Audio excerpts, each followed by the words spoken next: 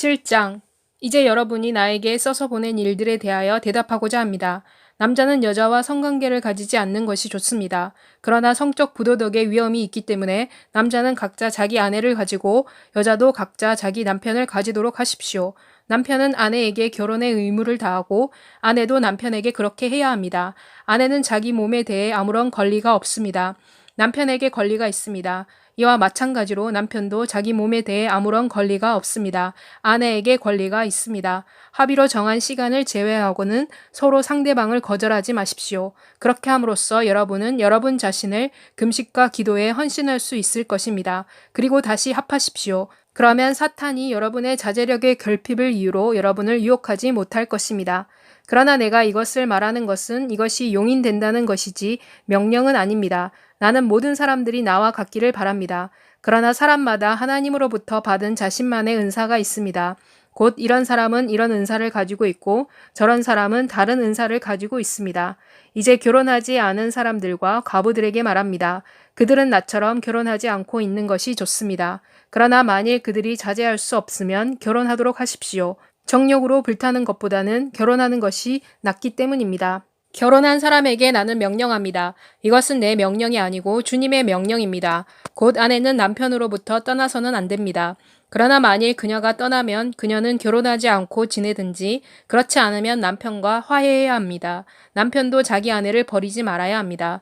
나머지 분들에게는 주님이 아니고 내가 말합니다. 어떤 형제가 불신자인 아내를 가지고 있고 그 여인이 그와 함께 살기를 원한다면 그는 그녀와 이혼해서는 안 됩니다. 또한 어떤 여인이 불신자인 남편을 가지고 있고 그가 그 여인과 함께 살기를 원한다면 그 여인은 그 남자와 이혼해서는 안 됩니다. 이는 믿지 않는 남편은 그 아내를 통해 거룩하게 되었고 믿지 않는 아내는 남편을 통해 거룩하게 되었기 때문입니다.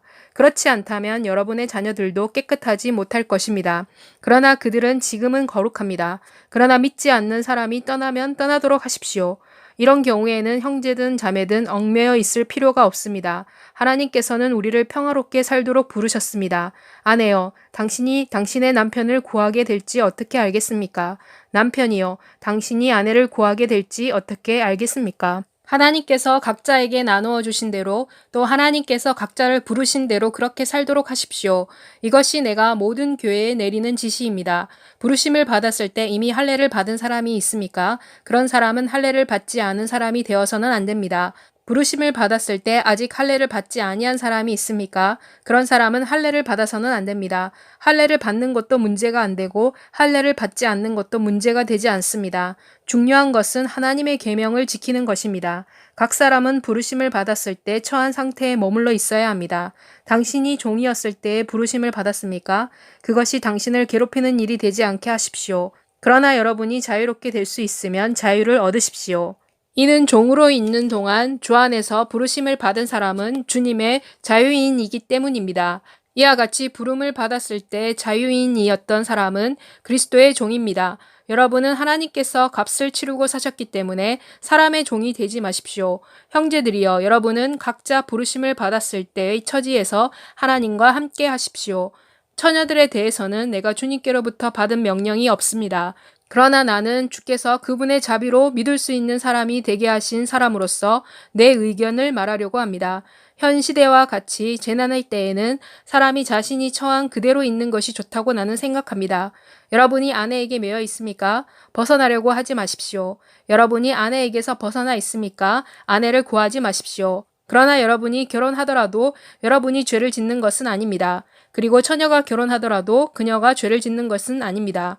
그럼에도 불구하고 결혼하는 사람들은 고통을 당할 것입니다. 그러나 나는 여러분을 아끼고 싶습니다. 형제들이여, 내가 말하려고 하는 것은 시간이 짧다는 것입니다.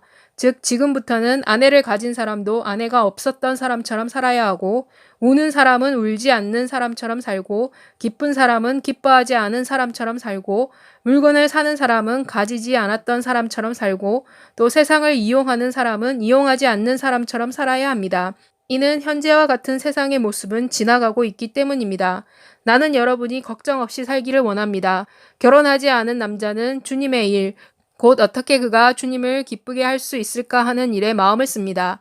그러나 결혼한 남자는 세상의 일, 곧 그가 어떻게 자기 아내를 기쁘게 할까 하는 일에 마음을 씁니다.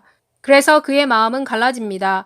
결혼하지 않은 여자나 처녀는 주님의 일을 걱정합니다.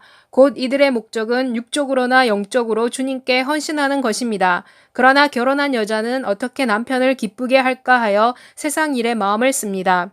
나는 여러분에게 올가미를 씌우려고 이 말을 하는 것이 아니고 여러분의 이익을 위하여 말하는 것입니다.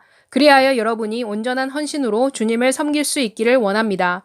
만일 어떤 남자가 그와 약혼한 처녀에 대하여 올바르게 행동하지 않고 있다고 생각하고 그 여인의 홍기가 지났다면 그리고 그가 결혼하기를 원하면 그로 하여금 그가 원하는 대로 하도록 하십시오.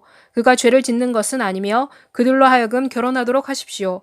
그러나 만일 어떤 남자가 어떠한 강요도 받지 아니하고 자신의 의사대로 자신의 마음을 확고히 하여 약혼녀와 결혼하지 않기로 했다면 이 남자도 잘한 것입니다. 그러므로 처녀와 결혼하는 남자도 잘하는 것입니다. 그리고 결혼하지 않는 남자는 더 잘하는 것입니다.